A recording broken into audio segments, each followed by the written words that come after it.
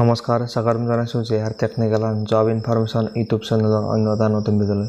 তো ফ্ৰেণ্ডছ, যদি আপোনালোকে অসম চৰকাৰৰ বিদ্যুৎ বিভাগৰ অৰ্থাৎ APDCL কাৰণে যদি APDCL নতুন বস্তুৰ কাৰণে যদি আপোনালোকে ৱেইট কৰিছিল, তেনেহ'লে আপোনালোকৰ কাৰণে এটা ভাল খবৰ, কিয়নো অসমৰ যিটো APDCL আছে, বিদ্যুৎ বিভাগ আছে অসমৰ, সেই বিভাগটোৰ কাৰণে নতুনকৈ ভেকেঞ্চি মুকলি কৰা হৈছে।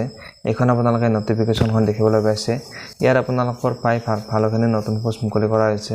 আৰু এই পোষ্টটোত যদি আপোনালোকে এপ্লাই কৰিব বিচাৰে, তেনেহ'লে আপোনালোকে কিমান কোৱালিফিকেশ্যন লাগিব আৰু আপোনালোকৰ বয়স কিমান হ'ব লাগিব, আজিৰ এই ভিডিঅ'টোত আপোনালোকক সবিশেষ জনাম। তো আপোনালোকে ভিডিঅ'টো শেষলৈ চাই থাকিব। তাৰ আগতে যদি আপোনালোকে এতিয়ালৈকে আমাৰ চেনেলটো ছাবস্ক্ৰাইব কৰা নাই, তো ফ্ৰেণ্ড চেনেলটো ছাবস্ক্ৰাইব কৰি বেল আইকনটো প্ৰেছ কৰিবলৈ নাপাহৰিব। তেনে বলক APDCLৰ ফালৰ পৰা যিখিনি নতুন ভেকেঞ্চি আহিছে, সেই ভেকেঞ্চিখিনিৰ বিষয়ে আপোনালোকক ডিটেইলছত জনাওঁ। ফ্ৰেণ্ড, যদি আপোনালোকে APDCLৰ নতুন ভেকেঞ্চিৰ কাৰণে এপ্লাই কৰিবলৈ ৰখি আছে, তেনেহ'লে এটা ভাল খবৰ, কিয়নো APDCLৰ যিখিনি আপোনালোকৰ অফিচাৰ ৰেংকৰ পোষ্ট হয়, সেই পোষ্টখিনিৰ কাৰণে ভেকেঞ্চি মুকলি কৰিছে। ইয়াৰ পৰা আপোনালোকৰ 69টা ভেকেঞ্চি আপোনালোকৰ দেখিবলৈ পোৱা যাব। আৰু অসমৰ যিটো APDCL আছে, APDCLটোত আপোনালোকৰ বহুতো ভেকেঞ্চি অহা কথা আছিল, কিন্তু এতিয়ালৈকে যিখিনি জেনেৰেল ভেকেঞ্চি আছে 10 পাছ 12 পাছৰ ভেকেঞ্চি, এতিয়ালৈকে এই ভেকেঞ্চিখিনি অহা নাই। তো যেতিয়া এই 10 পাছ 12 পাছৰ জেনেৰেল ভেকেঞ্চিখিনি আহে, তেতিয়া আপোনালোকক লগালগ ভিডিঅ' দিবলৈ চেষ্টা কৰিম। তো এতিয়া যিখিনি নতুনকৈ ভেকেঞ্চি আহিছে অফিচাৰ ৰেংকৰ কাৰণে, সেই ভেকেঞ্চিৰ কাৰণে আপোনালোকৰ যিটো আপোনালোকৰ অফিচ এছিষ্টেণ্ট একাউণ্টেণ্ট অফিচাৰ আছে, চমুকৈ ইয়াক AAO বুলি কয়, ক্লাছ 3 পষ্টৰ। আৰু ইয়াত আপোনালোকৰ ভেকেঞ্চি মুকলি কৰা হৈছে। ইয়াত আপোনালোকৰ যিটো এক্সাম হ'ব, এই এক্সামটো আপোনালোকৰ APSCL ফালৰ পৰা এই এক্সামটো কণ্ডাক্ট কৰিব। আৰু ইয়াৰ আপোনালোকৰ বিভিন্ন পোষ্ট আপোনালোকে দেখিবলৈ পোৱা যাব কাষ্ট ৱাইজ। তো আপোনালোকক ডিটেইলছত জনাই থাকিম, আপোনালোকে ভিডিঅ'টো শেষলৈ চাই থাকিব। আপোনালোকে ইয়াত দেখিবলৈ পাইছে APDCL ৰিক্ৰুটমেণ্ট 2024, আৰু ইয়াৰ যিটো অৰ্গেনাইজেশ্যন নেম সেইটো হৈছে Assam power distribution company limited, চমুকৈ ইয়াক APDCL বুলি কোৱা হয়। আৰু ইয়াত এপ্লাই কৰিবলৈ যিটো লাষ্ট ডেট দিছে, লাষ্ট ডেটটো হৈছে আপোনালোকে 14 জুলাইলৈকে আপোনালোকে এই পদবিলাকত এপ্লাই কৰিব পাৰিব। ইয়াত আপোনালোকৰ 69টা ভেকেঞ্চি দেখিবলৈ পোৱা যাব।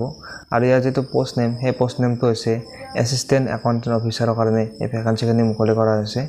আৰু জব লোকেশ্যনটো হৈছে অল আছামত আপোনালোকে জব, যেতিয়া আপোনালোকে চাকৰি পায় তেনেহ'লে জব কৰিব পাৰিব। তো আপোনালোকক ইয়াত দেখিবলৈ পোৱা যাব, ইয়াত আপোনালোকৰ URৰ কাৰণে আছে 39টা, OBC MOBCৰ কাৰণে আছে 13টা, SCৰ কাৰণে আছে 6টা ভেকেঞ্চি, STPৰ কাৰণে আছে 5টা ভেকেঞ্চি, আৰু STH অৰ্থাৎ যিখিনি পাহাৰৰ কেণ্ডিডেট আছে ST, তো তেওঁলোকৰ কাৰণে আছে 3টা ভেকেঞ্চি। ডিপাৰ্টমেণ্টৰ কাৰণে এই পোষ্টখিনি ৰিজাৰ্ভ ৰখা হৈছে, 6টা পোষ্ট আপোনালোকৰ ডিপাৰ্টমেণ্টৰ কাৰণে ৰিজাৰ্ভ ৰখা হৈছে। এইখিনিত কোনো জেনেৰেল কেণ্ডিডেটে এপ্লাই কৰিব বা চিট পোষ্টটো ল'ব নোৱাৰে। তো আপোনালোকে নিশ্চয় গম পালে। ইয়াত আপোনালোকৰ চেলাৰী এটা ভাল চেলাৰী দিয়া হ'ব, 25,000ৰ পৰা 92,000 টকা আপোনালোকে চেলাৰী পাব। লগতে আপোনালোকে 11,000 টকা আপোনালোকে গ্ৰেড পে' পাব। এই ভেকেঞ্চিখিনিত এপ্লাই কৰিবলৈ হ'লে আপোনালোকৰ বয়সটো কিমান হ'ব লাগিব? তো ফ্ৰেণ্ডছ, আপোনালোকৰ মিনিমাম বয়সটো 21 বছৰৰ পৰা 21 বছৰ হ'ব লাগিব। আৰু আপোনালোকে যদি জেনেৰেল কেণ্ডিডেট হয়, তেনেহ'লে আপোনালোকে 29 বছৰলৈ ইয়াত এপ্লাই কৰিব পাৰিব।